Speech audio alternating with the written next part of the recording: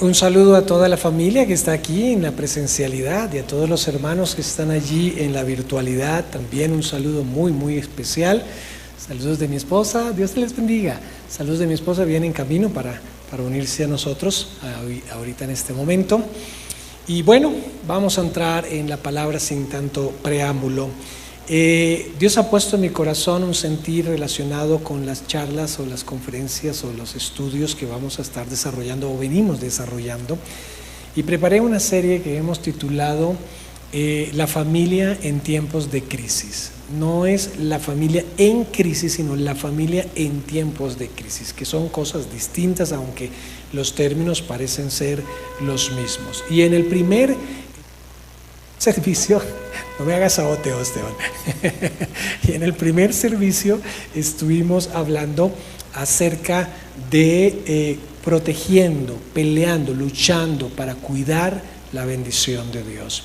El segundo estudio que hicimos se tituló Mujeres Valientes, el ejemplo, lecciones sabias de mujeres valientes.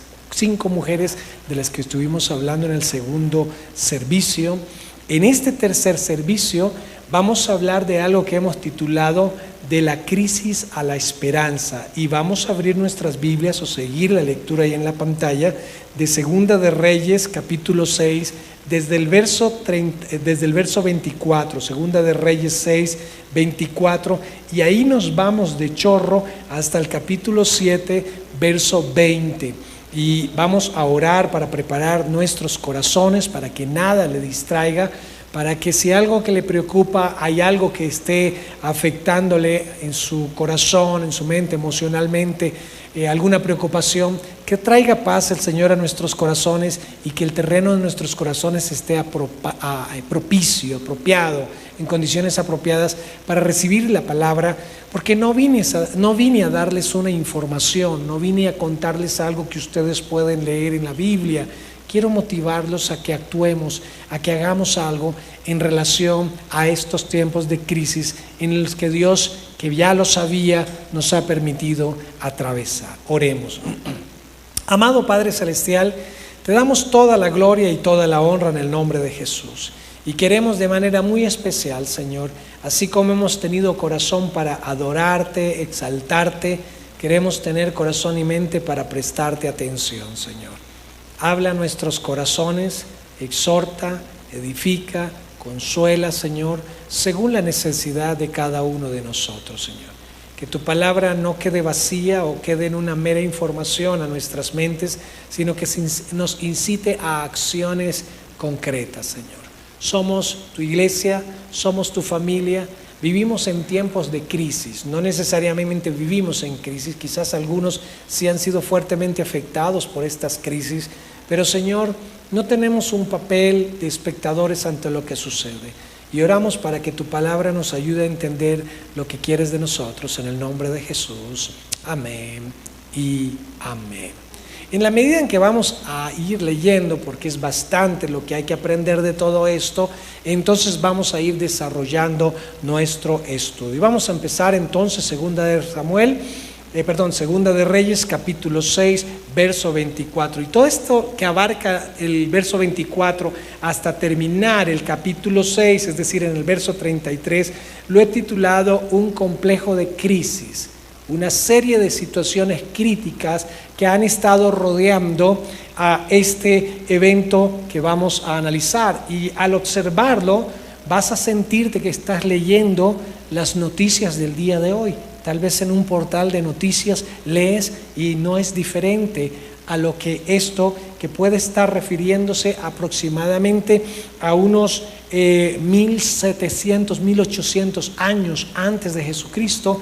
Esto es coincidente, esto hace un interesante contraste con lo que hoy estamos viviendo. Así que vamos a ver primero la parte crítica, el evento crítico. Dice el pasaje: después de esto, aconteció que Ben-Hadad, rey de Siria, reunió todo su ejército y subió y sitió a Samaria. El objetivo, Samaria. El primer aspecto en este complejo de crisis que vamos a observar es una crisis política. Hay unos intereses políticos por parte de otro político que no pertenece a esa nación, pero ve a Samaria como un objetivo de guerra, como un botín, como algo de lo que puede apoderarse y apropiarse de sus riquezas. Así que empezamos a observar aquí en este pasaje que se abre con la primera crisis, una crisis política en torno a Samaria, una ciudad de Dios, una ciudad donde está el pueblo de Dios.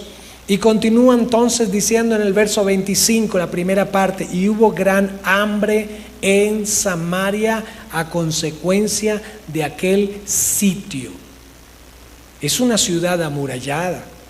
Y la forma de atacar una ciudad amurallada en la estrategia del sitio es enviar todas las tropas, rodear la ciudad, flanquearla en todos sus accesos y dejarla allí hasta que se le acaben los suministros, hasta que se acabe la alimentación, hasta que se acabe la paciencia, hasta que se acabe todos los suministros y el pueblo dentro de la ciudad diga: paz, nos rendimos, no vamos a seguir, no vamos a aguantar más. Así que el pueblo podría llegar a presionar al rey y decir: ya no hay comida, ya no hay servicios públicos, ya no hay nada, ya estamos a punto de morirnos, ríndete, no vamos a poder sobrevivir a esta circunstancia.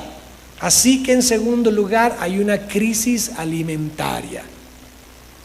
Las ciudades en el país que son amuralladas son más monumentos y museos de la historia, como es Cartagena. Pero ¿se puede sitiar una ciudad en nuestro tiempo? Vaya si estamos sitiados. Nuestras carreteras están cerradas. Algunos están convencidos que haciendo padecer de hambre al pueblo, el pueblo entonces va a aumentar la resistencia y la oposición para que el gobierno tome las decisiones que los que están cerrando las carreteras quieren que se tomen. Entonces hay una crisis alimentaria en segundo lugar, una crisis política, una crisis alimentaria. Mira la segunda parte del verso 25, tanto que la cabeza de un asno se vendía por 80 piezas de plata y la cuarta parte de un cap de estiércol de paloma por 5 piezas de plata. ¿Qué significa esto? Que hubo una crisis económica debido a la escasez y entonces empezaron a dispararse los precios. El pastor hace un rato me estaba mostrando las instalaciones que se están ampliando y me estaba mostrando que uno de los fuertes factores que se dio, que han afectado la construcción, ha sido el costo de los materiales de una forma impresionante. Ni siquiera duplicados, a veces hasta quintuplicados en sus costos.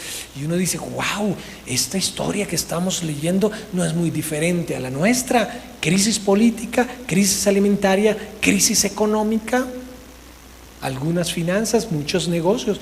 Ya lo sabemos, primero por la pandemia, pues particularmente por la cuarentena, a fin de proteger la salud de la ciudadanía, pero también por el COVID y la cuarentena, y ahora por el paro, un mes de paro como sin precedentes, porque habíamos tenido paros de una cantidad de días, pero llevamos un mes completo y aquí esto ha golpeado finanzas. Muchos, cientos de emprendimientos han sido cerrados. La gente dice: no doy más, no estoy ganando, al contrario, estoy perdiendo. Muchos se fue su dinero por los temas de renta, pagar nómina, y definitivamente tuvieron que prescindir de muchas personas que estaban trabajando en algunas compañías. Grandes compañías ahora están tambaleando por la situación económica. Ahí tenemos inclusive a Ecopetrol, que ha sido también golpeada en toda esta situación. Ahí tenemos unas que son compañías supuestamente muy fuertes y ahí están golpeadas económicamente. Pero no son la única, esa es la tercera crisis, la crisis económica. Mira el verso 26, y pasando el rey de Israel por el muro, una mujer le gritó y dijo: salva, rey, señor mío. Y él le dijo: si no te salva Jehová, ¿de dónde te puedo salvar yo? ¿Del granero o del lagar? Están vacíos, no hay nada que comer. ¿De dónde te puedo resolver yo el problema? Y esta es la Cuarta crisis, y es la crisis de liderazgo. ¿Tenemos una crisis de liderazgo en nuestro tiempo? Sí, el país está seriamente polarizado. Unos piensan una cosa, otros piensan otro, y tenemos fuerzas ideológicas y políticas tirando cada uno para su propio beneficio, sin considerar el impacto que esto está causando dentro del pueblo. Los líderes de las protestas están sentados en una posición solo para definir unas garantías de la protesta. Han gastado más de 8 días y ni siquiera se ha firmado la decisión definitiva, porque el presidente está esperando que hasta que no se levanten los bloqueos no continúa el proceso. Y así hay una crisis de liderazgo, y los demás que algunos ven al presidente como si fuera el omnipotente, el omnisciente, y parece que le oraran al presidente: resuelva los problemas. Y algunos critican sus decisiones y otros critican las decisiones de la oposición, y otros critican las decisiones de los líderes de la protesta, de los diferentes gremios, y los liderazgos están en el plan de acusarse, de señalarse, de responsabilizarse el uno al otro. Unos dicen que los culpables son los líderes de la protesta, otros dicen que los culpables son la oposición, y otros dicen que los culpables son el gobierno, y todo el mundo echa culpas a todo el mundo para lavarse las manos, y no se toman decisiones concretas para resolver el asunto, porque cada uno está defendiendo su propia posición, defendiendo sus propios intereses. Noticias de hoy, escritas hace 2700 años, 2800 años. Interesante, ¿verdad? Y entonces tenemos que hacer algo para que las cosas cambien. Y algunos actúan para que las cosas cambien. Algunos se han postulado como buenos redentores. Algunos han querido ser Mesías, resolviéndole los problemas, y hacen postulaciones, hacen propuestas que son interesantes, pero mientras no cambie el corazón del hombre, el corazón duro, sumergido en una naturaleza pecaminosa, no habrá cambios en el resto de la sociedad. Porque los cambios de una sociedad empiezan por los cambios del corazón, por la conversión de un corazón duro. Cuando Cristo, por el Espíritu Santo, habita en nuestros corazones y nos transforma de un corazón duro, de un corazón pecaminoso, a un corazón sensible a la voz de Dios, a un corazón íntegro, a un corazón que ama la santidad, a un corazón que ama la integridad, a un corazón que se aparta del mal, esos corazones tienen esperanza y le dan esperanza a una nación. Pero mientras no haya cambio desde allí, entonces los demás cambios solo serán cambios superficiales. Así que ahí tenemos una crisis de liderazgo. No es la única. Mira el verso 27 al 29. Y le dijo el rey: ¿qué tienes? Ella respondió: esta mujer me dijo, da acá a tu hijo y comámoslo hoy, y mañana comeremos el mío. Cocimos pues a mi hijo, lo cocinamos a mi hijo y nos lo comimos. Y al día siguiente yo le dije, da acá a tu hijo y comámoslo. Mas ella ha escondido a su hijo. Mire quién viene a hacer el reclamo. No la mujer cuyo hijo está vivo, sino la mujer que dio a su hijo para poder consumir su cuerpo con la otra mujer. Hubo un acuerdo, hubo un contrato y se violó el contrato, pero es un contrato inmoral. Es un contrato de aborto, es un contrato de homicidio, es un contrato que evidencia una crisis moral como la que estamos viviendo en nuestro tiempo. Esta mujer le está diciendo al rey: esta mujer me está haciendo mal. ¿Y por qué le está haciendo mal? Porque está impidiendo que yo coma de su hijo, que las dos nos comamos a su hijo. Está impidiendo eso. Mire, a lo malo lo está llamando bueno, y a lo bueno lo está llamando malo. ¿Pasa eso en nuestro tiempo? En muchos aspectos. Es más, mucho de lo que predicamos y de lo que enseñamos, el mundo lo ve como retrógrado, como obsoleto, nos ve como anticuados. Eso de y ser pro vida y no ir a favor del aborto, esos son unos retrógrados. Hay que ser progresista, hay que cambiar, el mundo cambia, estamos avanzando. Y no menciono otras cosas por no ganarme censuras y que censuren el canal. Dejémoslo así. No hay que ir muy lejos para ver la inmoralidad que desgraciadamente también se está metiendo en la iglesia. Pero también en el verso 30, mira lo que hay. Cuando el rey oyó las palabras de aquella mujer, rasgó sus vestidos y pasó así por el muro. Y el pueblo vio el cilicio que traía interiormente sobre su cuerpo, un vestuario debajo de sus vestiduras reales, como de fique, ¿sí? Evidenciando el quebrantamiento, evidenciando la impotencia que tenía el rey para manejar esta situación. Y eso nos habla, aparte de crisis de liderazgo, de una crisis emocional.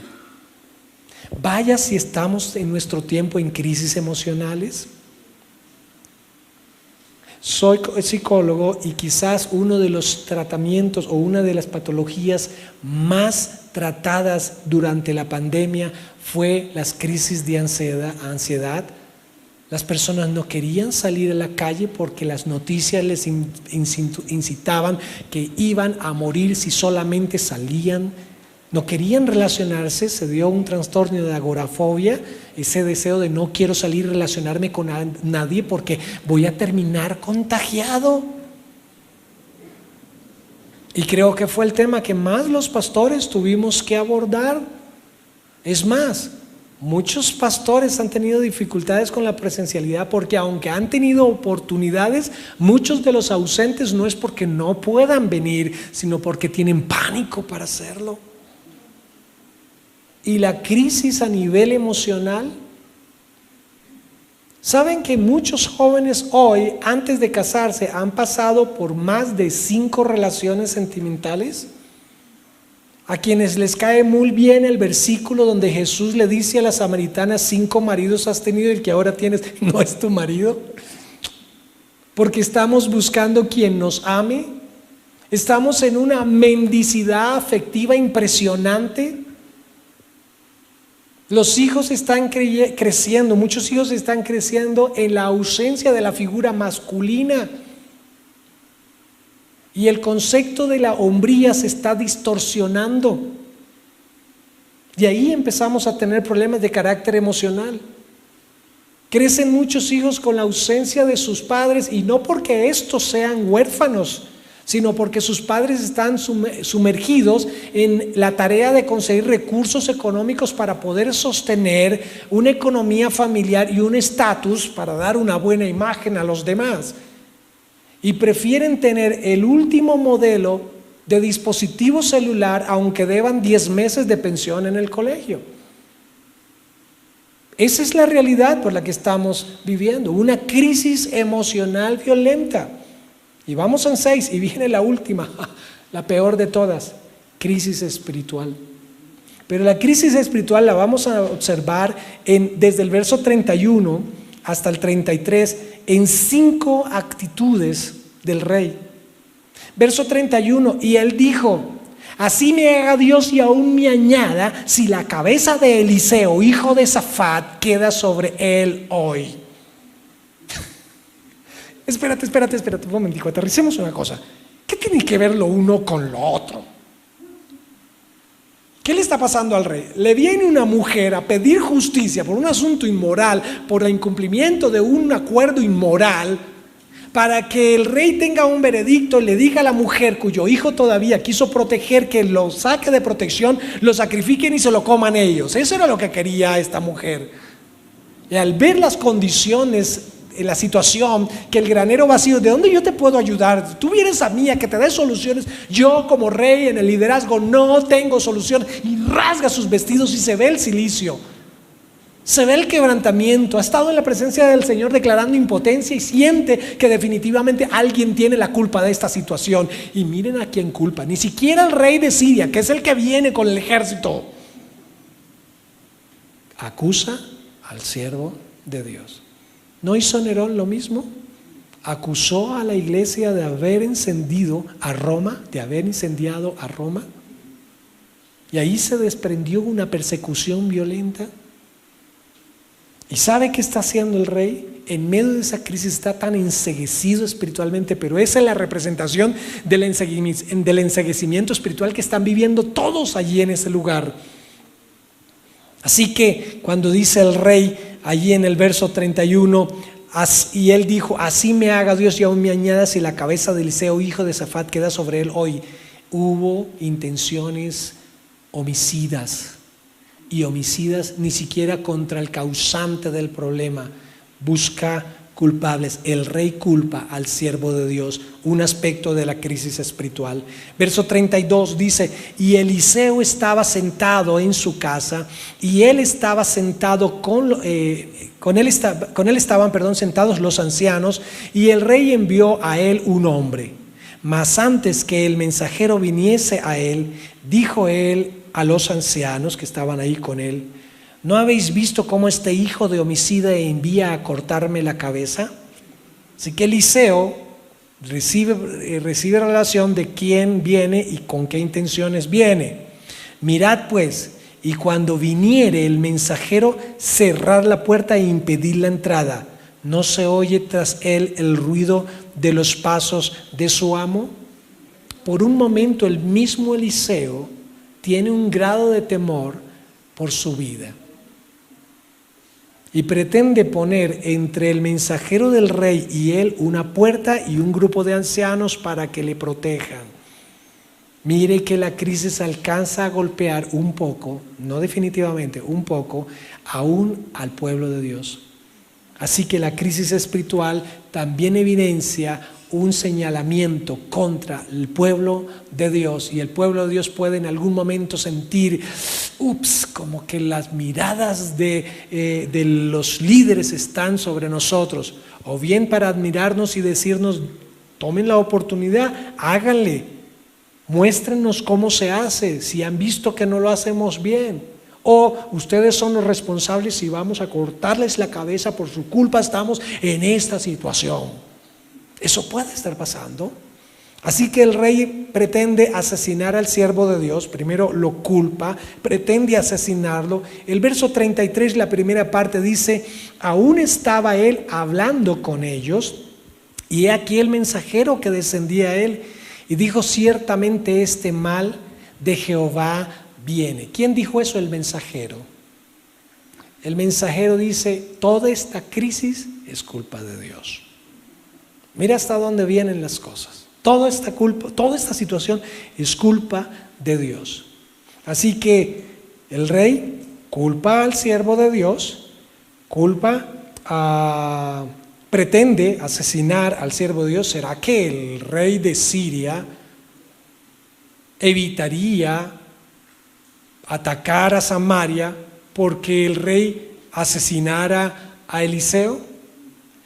Capítulos atrás hay una historia, ¿sí?, donde el rey envía a una parte de las tropas contra Eliseo específicamente, para capturarlo, porque Eliseo le revelaba al rey todas las estrategias que tenían los sirios cuando los sirios planeaban emboscadas contra el ejército de Israel.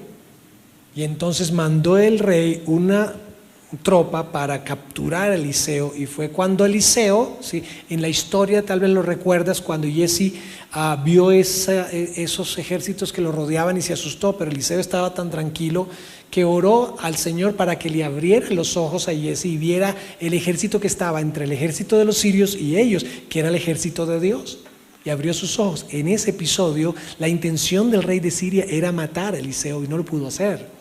¿Sí?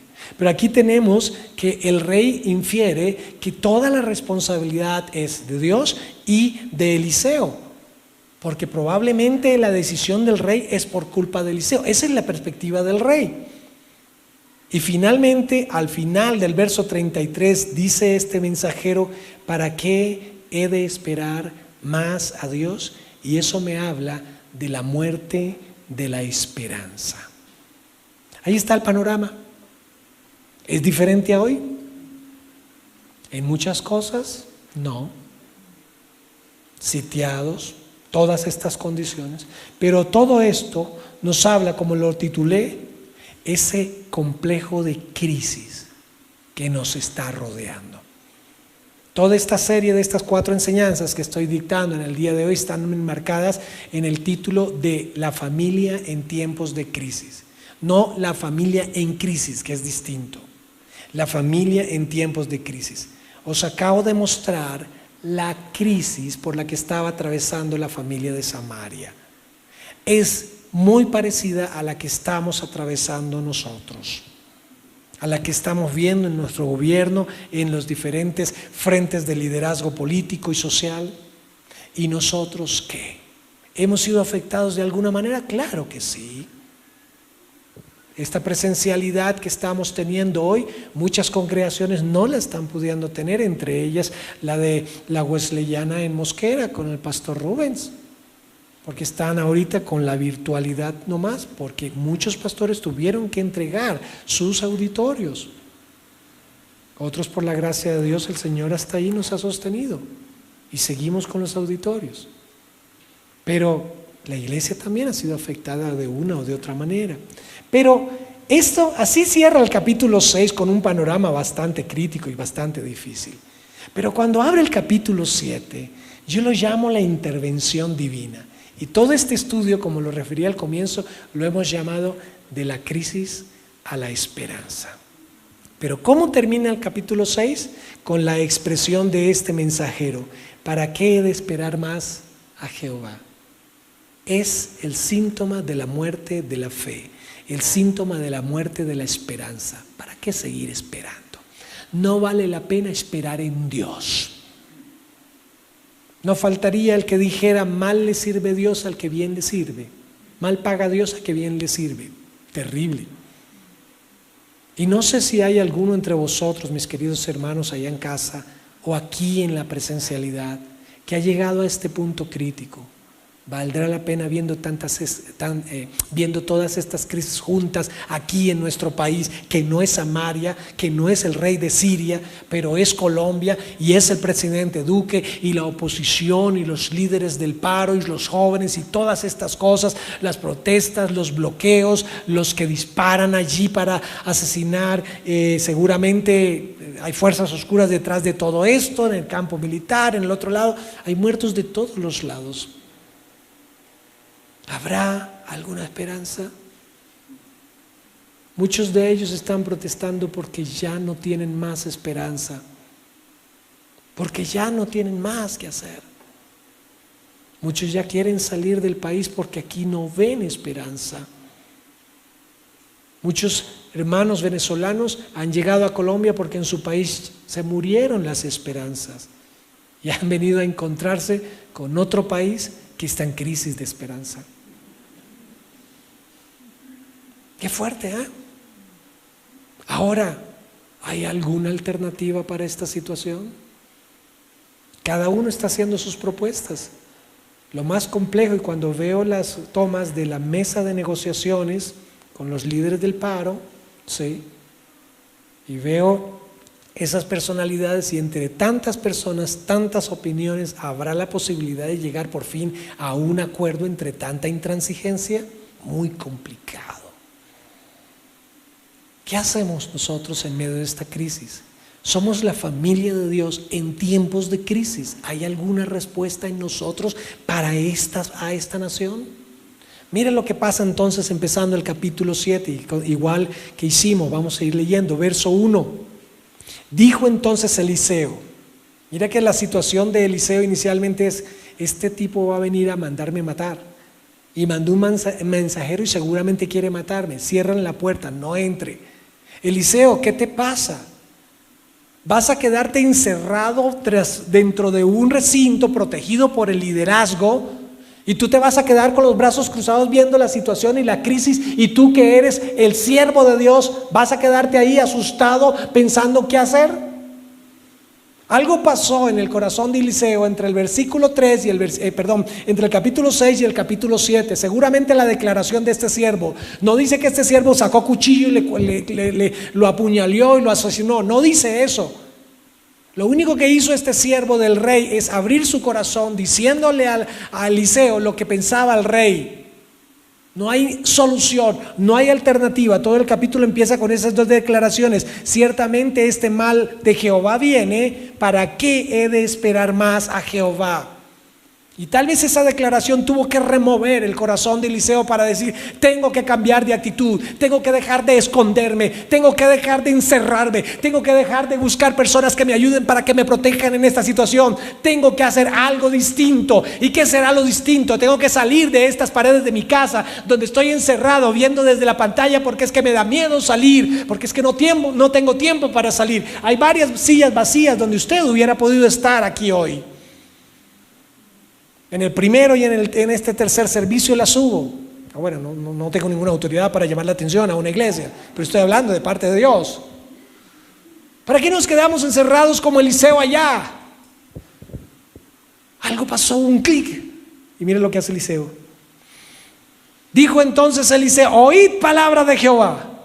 Así dijo Jehová: mañana a esta hora valdrán 3 kilos de harina una moneda de plata, y 6 kilos de cebada a una moneda de plata a la puerta de Samaria. ¿Sabe qué es esto? Una declaración profética. ¿Quién tiene en Colombia la autoridad para profetizar? ¿El presidente? ¿La oposición? ¿Los líderes del liderazgo? ¿Los líderes del paro? ¿La primera línea? ¿Quién tiene la autoridad para dar palabra profética? ¿Aló? La iglesia. Somos el pueblo de Dios y tenemos autoridad para abrir nuestra boca y declarar profecía sobre Colombia. Así que lo que hace es una declaración profética, su primer paso. Pero en medio de esa declaración profética, verso 2, la primera parte: y un príncipe sobre cuyo brazo el rey se apoyaba, uno de esos ancianos, respondió al varón de Dios y dijo: si Jehová hiciere ahora ventanas en el cielo, ¿sería esto así? Y esto muestra lo segundo, una reacción incrédula. La iglesia puede profetizar, pero lamentablemente dentro de los líderes que estaban sentados con Eliseo, que también tenían liderazgo en el gobierno, había incredulidad. ¿Crees que hay incredulidad en nuestro tiempo? Ahora, es normal que haya incredulidad entre los incrédulos, pero que haya incredulidad en el pueblo de Dios, por Dios.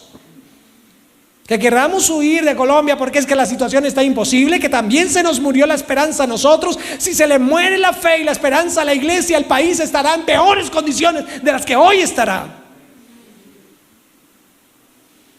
Iglesia, levántate, deja de encerrarte en tus temores, en tus inseguridades. Deja de mirar las noticias como si fuera lo peor del mundo. Este pueblo estaba en peores situaciones, habían cosas difíciles. Y van a ver a quién usó Dios para cambiar el panorama de esto. Así que no nos encerremos más. Salgamos del encerramiento y de los temores de que estas crisis nos afecten a nosotros y abramos nuestra boca para profetizar. Habrá incredulidad, pero mire lo que dice luego la segunda parte del verso 2. Y le dijo, ¿quién? Eliseo: he aquí, tú lo verás con tus ojos, mas no comerás de ello. La profecía continuó porque hubo una declaración profética contra los incrédulos. Tú lo verás con tus ojos, pero no vas a participar de ello. No vas a disfrutar la bendición. Vas a ver cómo va a haber un cambio violento, impresionante. Va a haber un cambio maravilloso. Las cosas van a ser muy distintas ahora, pero por tu incredulidad no lo verás. Bueno, no dice no lo verás. Sí lo verá, pero no va a poder participar de ello. Así que hubo una maldición contra la incredulidad. Cuidado con la incredulidad. Pedro le decía a Jesús pocos minutos antes de que fuera capturado Jesús: yo soy capaz, aquí hay un cuchillo, daría mi vida por ti. Y le dice Jesús: Pedro, Satanás os ha pedido para zarandearos, pero yo he rogado al Padre una cosa. ¿Cuál? Que tu fe, o que su fe, porque hablaba del grupo, que su fe no falte. No que el dinero, no que la salud, no que los amigos, no que la prosperidad, que la fe no falte. Y yo creo que esta pandemia ha sido también el resultado de un pedido diabólico, con permiso de Dios, también para zarandear la iglesia. Porque muchos carnales y muchos simpatizantes ya no están entre nosotros. Y ha tenido que zarandear muchas cosas. Incluso muchas personas oportunistas que vieron en el ministerio como una oportunidad para usufructuarse, ya no están. Depurando.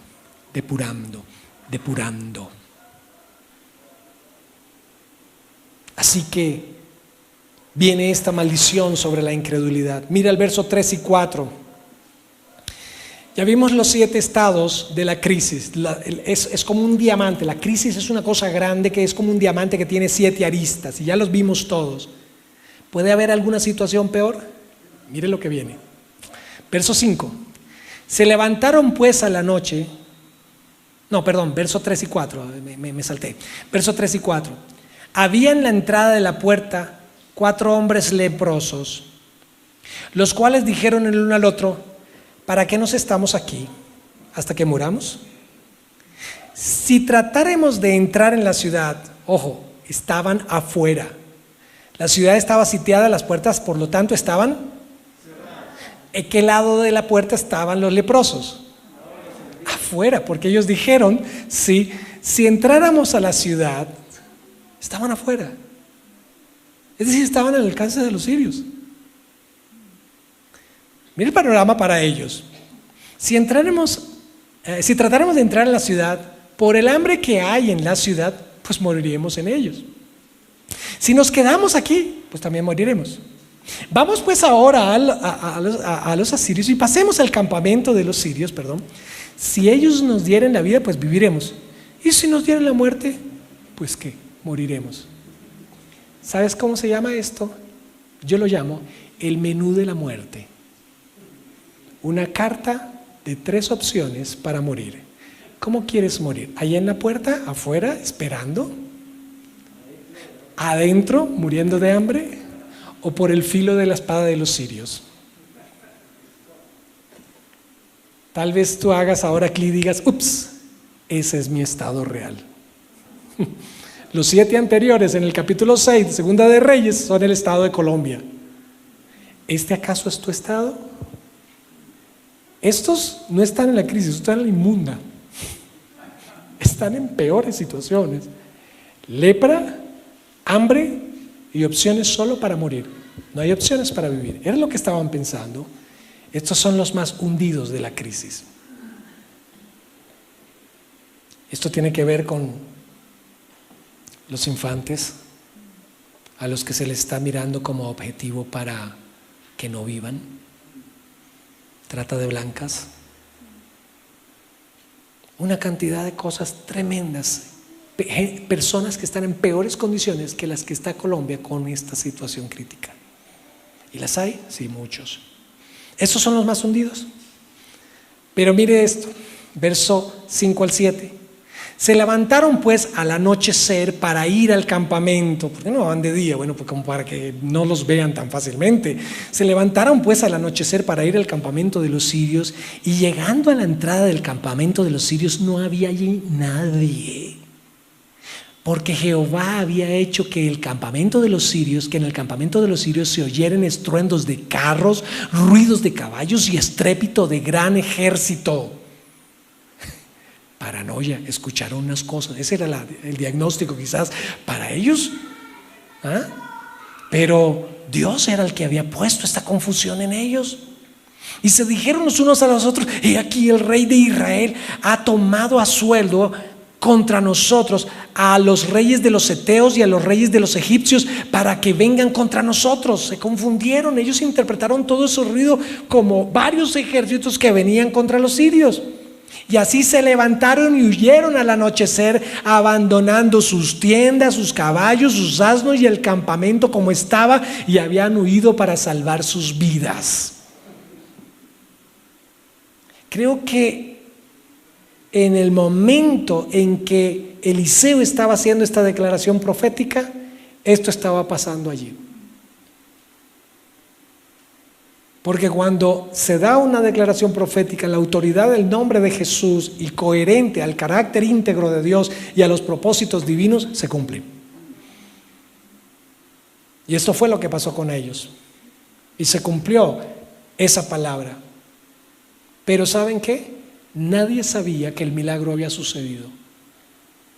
Pasaron horas. Lo que se demoraron los leprosos, o lo que se demoró la declaración del profeta Eliseo, hasta que los leprosos se dieron cuenta de que alguien se enterara del milagro. Milagros que Dios ha hecho y de los que nadie se dio cuenta. Y es muy tenaz que Dios haga un milagro maravilloso para resolver una crisis y el pueblo, por estar enceguecido en los lamentos de la crisis, no vea el milagro. Que esto es muy doloroso. Ahí está el milagro. Pero no bastaba que se diera el milagro. Así que, dice el verso 8, cuando los leprosos llegaron a la entrada del campamento, entraron a una tienda y comieron y bebieron y tomaron allí plata y oro y vestidos. Me imagino poniéndose los vestidos. ¿Qué tal me queda? Mira este y aquel. Y fueron y lo escondieron. Y vueltos entraron a otra tienda y de allí también tomaron y fueron y lo escondieron. Oiga, se les olvidó que eran leprosos. Pero mire el contraste. Los que estaban en la situación más crítica, los que estaban en la inmunda, ahora están en sus anchas, pero con lepra. ¿Se había resuelto su problema de salud? No. Pero la otra crisis, a ellos se les resolvió. Se les olvidó que eran leprosos. Se les olvidó que pertenecían a un pueblo. Así que aquí tenemos a los más hundidos, pero el milagro no anunciado. ¿Cuántas personas no conocen que hace 2000 años Dios hizo un milagro para salvarles de la condenación eterna? Y este puede ser el silencio de los leprosos. Los leprosos saben algo que el resto del mundo no sabe. Nosotros pertenecíamos a los leprosos porque la lepra es símbolo del pecado. Éramos los pecadores. Hoy, aun cuando pecamos, nuestro estatus es diferente. Somos real sacerdocio, nación santa, pueblo adquirido por Dios para anunciar las virtudes de aquel que nos llamó de las tinieblas a su luz admirable. Somos los hijos de Dios.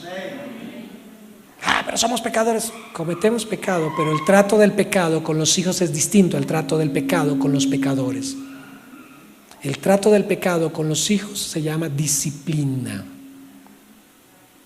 Para los pecadores no es la disciplina, es para los hijos. Los pecadores ya están condenados por su incredulidad. Así que ahí está el milagro no anunciado y ellos están disfrutando las bendiciones, pero no lo están comunicando. Y era mucho. Sobraba. 3 leprosos consumirían el 0.0001% de todo lo que habrían dejado. Así que era suficiente para todos. Pero se les olvidó que eran leprosos. Y tal vez a veces se nos ha olvidado de todos los beneficios que Dios nos ha dado y que son beneficios para toda la humanidad, pero nos hemos conformado con querer solo los únicos beneficiarios. Verso 8. Cuando los leprosos llegaron a la entrada del campamento, entraron en una tienda y comieron y vivieron y tomaron allí plata y oro, vestidos. Esto es el verso 8. Y fueron y lo escondieron, vueltos, entraron a otra tienda. Ya lo leímos, perdón. Y eso tiene que ver con el disfrute del milagro. Todo esto que acabamos de leer, el verso 8 era el disfrute del milagro. ¡Wow! Lo disfrutamos, lo celebramos, aquí nos lo gozamos. Pero viene el verso 9 al 11 que yo llamo la mayor maldad de todas. La mayor de las crisis, la peor de las crisis no es la lista de las que ya mencioné. Aquí hay una crisis diferente y no tiene que ver con el gobierno, no tiene que ver con la economía, no tiene que ver con la salud, no tiene que ver con otras cosas más que con nosotros. Luego se dijeron el uno al otro, no estamos haciendo bien. Mira que eran 3 y por fin ¡pum!, se le prendió el bombillo. El espíritu le redarguyó y lo convenció de pecado y le dijo, no estamos haciendo bien. En otras palabras, estamos pecando. Hoy es día de buena nueva. Ahí está la palabra evangelio. Hoy es día de buena nueva. Y nosotros callamos. ¿Cuál era la maldad de ellos? ¿Disfrutar las cosas? No, su silencio.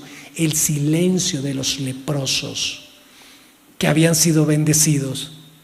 Y nosotros callamos, y si esperamos hasta el amanecer nos alcanzará nuestra maldad. Ellos comprendieron que la maldad siempre será juzgada. Nadie se va a librar de la maldad que haga. Nos alcanzará nuestra maldad. Vamos pues ahora, entremos y demos la nueva en casa del rey. Vinieron pues y gritaron a los guardas a la puerta de la ciudad y les declararon diciendo: nosotros fuimos al campamento de los sirios y aquí no había allí nadie, ni voz de hombre, sino caballos atados, asnos también atados y el campamento intacto. Los porteros gritaron y lo anunciaron dentro en el palacio del rey. Ellos comprendieron su pecado y reaccionaron. Ellos no dijeron: a nosotros qué nos importa, ¿quién les mandó dejarnos por fuera? No nos dejaron entrar. El resentimiento y la rabia no fue un obstáculo para ellos llegar hasta la ciudad de Samaria y darles las buenas nuevas. No sé qué lío tengas con algún no creyente que te ha hecho algún daño y tal vez tú dirías: bien merecido tiene la condenación. Entonces tu pecado sería peor que el que él cometió contra ti. Pero entonces, vamos para el 12, ya vamos terminando. Y se levantó el rey de noche y dijo a sus siervos: yo os declararé lo que nos han hecho los sirios. Ellos saben que tenemos hambre y han salido de las tiendas y se han escondido en el campo, diciendo: cuando hayan salido de la ciudad los tomaremos vivos y entraremos a la ciudad. ¿Sabe cómo se llama eso? La suspicacia de la incredulidad. Siempre pensando mal. Claro, sumergido en su impotencia, sumergido en la crisis y muertas las esperanzas, ¿cómo va a creer que Dios haga un milagro? Dios no hace milagros en este tiempo. Y lamentable, hay incluso algunos predicadores que enseñan eso, que Dios no hace milagros. Eso no es cierto. Entonces respondió uno de los siervos y dijo: tomen ahora 5 de los caballos que han quedado en la ciudad, porque los que quedan acá también perecerán, como toda la multitud de Israel que ha perecido, y enviemos y veamos qué hay. Tomaron pues 2 caballos de un carro y envió el rey al campamento de los sirios diciendo: id y ved. Y ellos fueron y los siguieron hasta el Jordán. Es decir, fueron hasta el Jordán para averiguar si estaban escondidos. Y aquí que todo el camino estaba lleno de vestidos y enseres que los sirios se habían arrojado por la premura. Y volvieron los mensajeros y lo hicieron saber al rey. Y esto tiene que ver con esa confirmación. Quiero quitarme la incredulidad, quiero evidencias. Le pasó lo mismo que a Tomás. No, hasta yo no meter su dedo en su costado y en sus heridas, yo no creo. Y eso representa a los escépticos modernos. Hay personas que no quieren tener una fe ciega, que quieren tener una fe cimentada en la evidencia científica. Bueno, eso no es precisamente una fe muy sólida, a veces son muletas para la fe, pero bueno, algunos quieren ese tipo de... Y por eso se me olvidó el nombre del área en la teología bíblica, sí, inclusive enseñé esa cátedra y se me olvidó el nombre, sí, de evidencias. ¿Cómo se llama esa área que enseña las evidencias? Se me olvidó. Bueno, apologética, gracias. Un estudiante del seminario, creo, escuché una voz de un estudiante. Entonces, sí, apologética, la defensa del evangelio. El dar evidencia. Es que yo no creo que Jesús existió. Bueno, revisemos las evidencias. A ver, está bien que de pronto tengas dudas, pero hay evidencias de que Jesús fue real. Sí, claro, muchas. Ni siquiera los impíos arqueólogos lo niegan, ellos mismos lo demuestran. Así que allí entonces, en medio de las suspicacias, vinieron personas a darle elementos para quitar suspicacias y que pudieran tener fe, muletas para la fe de los incrédulos. Y todo termina en el cumplimiento profético, verso 16, donde dice: entonces el pueblo salió y saqueó el campamento de los sirios y fue vendido un sheach, 3 libras de harina por una moneda de plata, y 12 as, 6 libras de cebada, por una moneda de plata, conforme a la palabra de Jehová. Ahora aquí dice la palabra de Jehová. No dice conforme a la profecía de Eliseo. Pero nosotros ya estudiamos que no fue una voz del cielo ni un ángel el que habló para dar la profecía, fue el hombre de Dios. Por eso tenemos autoridad profética sobre el país para declarar esperanza al país. Y ahí es donde empieza todo. Esta noche vamos a enseñar algo, esta tarde, a las 5 de la tarde, para darle contexto a un buen clamor. Vamos a enseñar algo que yo he titulado Beraca, otra historia parecida a esta, donde un rey hace todo lo contrario que este y nos deja una estrategia de guerra espiritual, de clamor y de oración para cambiar una crisis parecida a esta. Si quieres aprenderla, ven hoy a las 5 o conéctate hoy a las 5, pero no te ausentes de este espacio, porque es una estrategia que vas a necesitar para todas las crisis por las que tú puedas pasar o por la que gente amada a tu alrededor está pasando. Y entonces, y el rey puso a la puerta a aquel príncipe sobre cuyo brazo se apoyaba, y lo atropelló el pueblo a la entrada y murió conforme a lo que había dicho el varón de Dios cuando el rey descendió a él. Aconteció pues de la manera que el varón de Dios había hablado al rey, diciendo 12 as de cebada por un siclo, y el seah de flor de harina será vendido por un siclo mañana a esta hora a la puerta de Samaria. A lo cual el príncipe había respondido al varón de Dios diciendo: si Jehová hiciere ventanas en el cielo, pudiera suceder esto. Y él dijo: he aquí tú lo verás y tus ojos con tus ojos, mas no comerás de ello. Y le sucedió así, porque el pueblo lo atropelló a la entrada y murió. Pueblo de Dios en tiempos de crisis, familia de Dios en tiempos de crisis. Dos opciones: lamentamos, pobrecitos, cómo sufren. Nos la pasamos disfrutando los vestidos y las alhajas y la comida que dejaron los causantes de la crisis, o lo anunciamos, y para que la crisis cambie empezamos a profetizar sobre Colombia. Inclina tu rostro, cierra tus ojos. Amado Padre Celestial, acabamos de leer en tu palabra un acontecimiento que es tan parecido al actual en cuanto a las crisis se refiere, pero también en cuanto a la situación de tu pueblo se refiere. Perdónanos por encerrarnos en nuestro confort, en nuestras seguridades, y pretender ver las crisis desde afuera y comentar y lamentar, pero no actuar. Perdónanos, Señor. Perdónanos si hemos ignorado el poder profético que hay en tu iglesia. Perdónanos cuando no nos hemos levantado en autoridad del nombre de Jesús para profetizar sobre esta nación.